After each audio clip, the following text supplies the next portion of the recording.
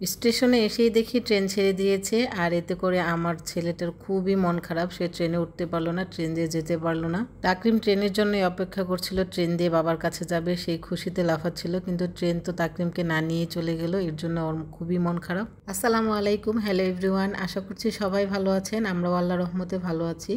অনেক দিন পর এবার ফিরে যাওয়ার পালা। ঈদ যে করতে এসেছিলাম, সেই ঈদ করতে এসে অনেক দিন বাবার বাড়ি শ্বশুর বাড়ি থাকা হলো। কিভাবে যে ঈদের পরে 1 মাস কেটে গেল নিজেও বুঝতে পারিনি। আসলে এতগুলো দিন সবার মধ্যে আনন্দে হাসি খুশিতে থেকেছি, এর জন্য আসলে বুঝতে পারিনি। যাই হোক, আজকে নওগাঁ চলে যাচ্ছি, আর এর জন্য বাবা আমাদের সাথে যাচ্ছে স্টেশন পর্যন্ত। তিনি আমাদেরকে উঠিয়ে দিয়ে আবার চলে আসবে। এবার আমার সাথে মা যাচ্ছে, মানে আমার শাশুড়ি মা, আর বাবা আমাদেরকে উঠিয়ে দিয়ে আসবে স্টেশন পর্যন্ত। আমরা মহিলা মানুষ একা একা উঠতে পারবো না। যাই হোক, আপনাদের সাথে কথা বলতে বলতে স্টেশনেও চলে এসেছি।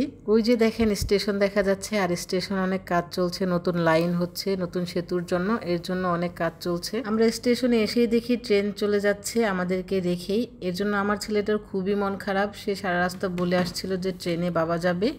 এখন এসে যখন দেখলো ট্রেন তাকে না নিয়ে চলে যাচ্ছে, সে বারবার ডাকছিল যে ট্রেন দাঁড়াও, তাকরিম যাবে। সে বারবার বলছিল ট্রেন কোথায়, ট্রেন কোথায়, ট্রেন চলে গিয়েছে। এর জন্য তার খুবই মন খারাপ। সে তো আর জানে না যে এটা আমাদের ট্রেন না, এটা হচ্ছে রাজশাহী ট্রেন ছিল।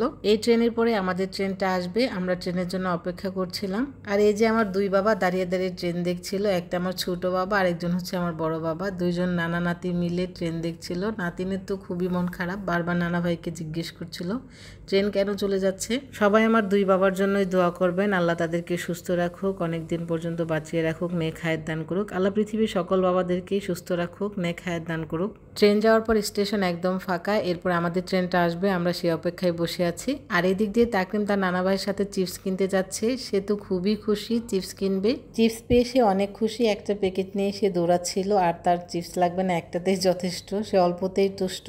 এরপর তাকরিম তার নানা ভাইয়ের সাথে একটু দুষ্টুমি করছিল। তার নানা ভাইয়েরও ভালো লাগছিল তার দুষ্টুমিগুলো দেখতে। আর ট্রেনের অপেক্ষা করতে করতে ট্রেনে চলে এসেছে।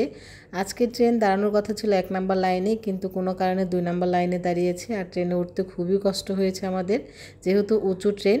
ওঠার পর তাকরিম জানালা দিয়ে তার নানা ভাইকে টাটা দিচ্ছিল, আল্লাহ হাফিজ বলছিল, কিন্তু এসি বগি হওয়াতে তার নানা ভাই বাহির থেকে কিছুই শুনতে পারছিল না। যাই হোক, ট্রেনও ছেড়ে দিয়েছে, বাবাকেও বিদায় দিয়ে দিয়েছি। আমরা এখন যমুনা সেতুতে আছি। ট্রেন যখন যমুনা সেতুর উপর দিয়ে যায় তখন আমার খুবই ভালো লাগে নদীর দৃশ্য দেখতে। আর নদীতে এখন অনেক পানি। আর কথা বলতে বলতে আমার বাবাটাও ঘুমিয়ে গিয়েছে।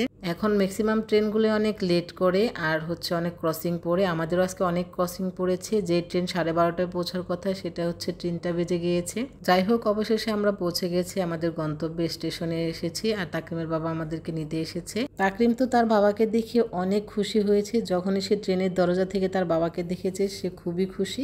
তার বাবা ব্যাগ নিয়ে যাচ্ছিল, আর সে পেছন পেছন বাবাকে ডাকছিল। যাই হোক, আজকে ভিডিওটা এখানেই শেষ করছি। সবাই ভালো থাকবেন, আল্লাহ হাফিজ।